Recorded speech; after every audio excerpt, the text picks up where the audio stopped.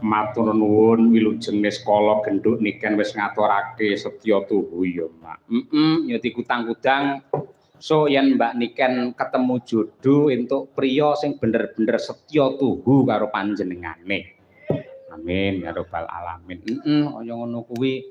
Ing atase mangkate ya pancen saka sinden jaman isih cilik sik TK mbiyen senengane ya nyinden mula bareng kon nyinden karo lenggah ngangge gelungan sing luwese kaya ngono, sandangan sing kewese kaya ngono, ya tetep mrabu malah ketok wibawa. Ha iya, aurane ketok. Padha karo Mbak Tuti. Mbak Tuti ya aurane metalik. Ha iya. Mbah nuwun, sembah nuwun yang tanpa upami. Ya. Karo ngaturake sapa? Ya. Nggo nggih gemeni wektu wong dasare iki jam 12 Nduk. Mau lakone ngarepe dawa wae. Nggih to. Iki anggitanipun Mbah Sukron Suwanda.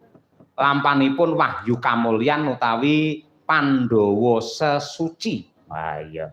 Kaya ngono kuwi.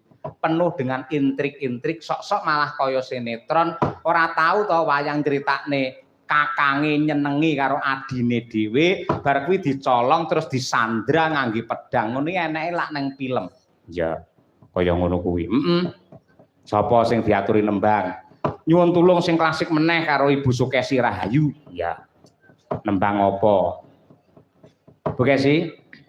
Matur nuwun sik Bu Kesi karo Bu Rini, karo Pak Hendar, karo Bu Sri sing panjenengane kepareng nglantarake awake dhewe sowan mrene lan jangan lupa salam hormat dumateng para sutresna budaya ingkang kepareng rawuh wonten ing Kepoh.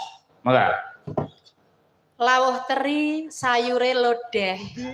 Njaluk. Ibu Rini mugi-mugi rezekine